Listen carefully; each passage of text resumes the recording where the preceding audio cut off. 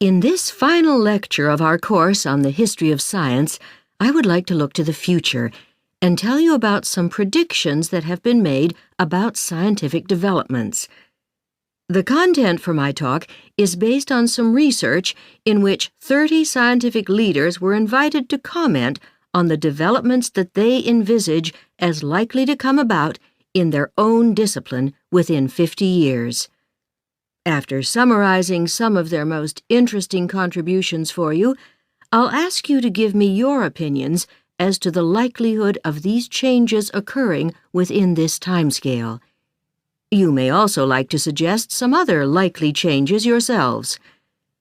So first, let's start with computer science, as this is clearly an area where there are bound to be dramatic developments, and, even more significantly perhaps, these developments are likely to impact on every other field of learning. The invention of computers represents an enormous leap forward in the field of human endeavor.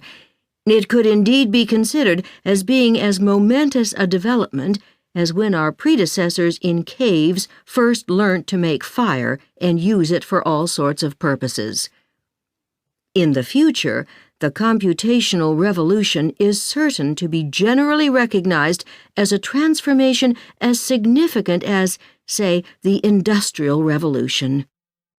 The computer scientists in the study I referred to felt that, in the coming decades, lives will be significantly enhanced by automated reasoning systems of different types.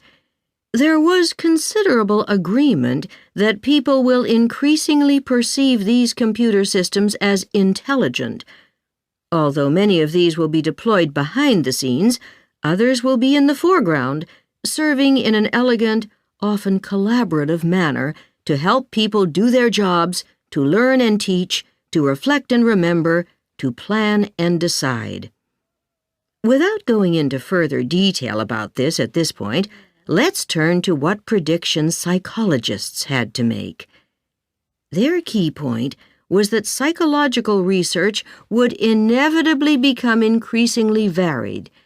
It would move into such areas as behavioral economics and social neuroscience. There is likely to be further expansion into domains with more practical relevance as increasing numbers of women become research scientists, so areas such as health, environment, family, and social identity will receive more attention. At the same time as they broaden their horizons, psychologists will also intensify their search to discover what exactly determines how we act. They will be assisted in this by imaging devices that will be inserted into the brain and provide a great deal of information about how it behaves. There should be some fascinating discoveries coming to light very soon.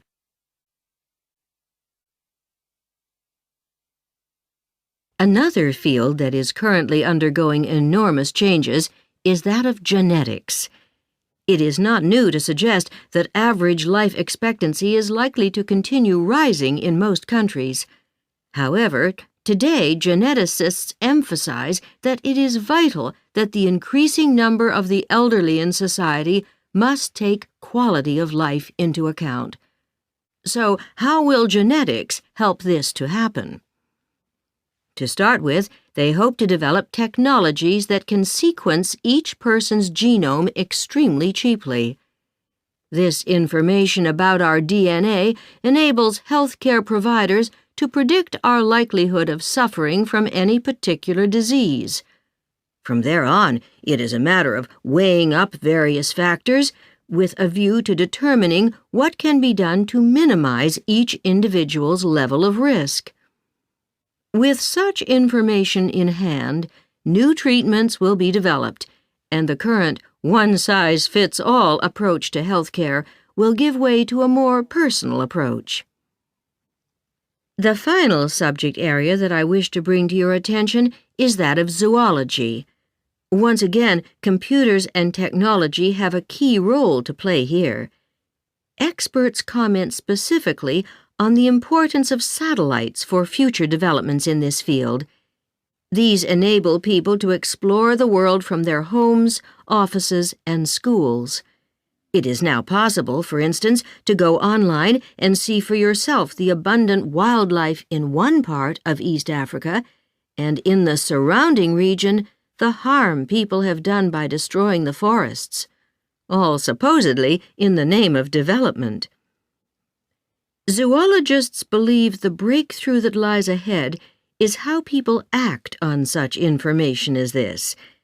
They hope that we will learn to connect our minds to our hearts and apply this knowledge to help protect our planet. They express a clear hope that a greater understanding of the consequences of human short-sightedness will make people anxious to rectify what we can before it is too late. That is the end of part 4.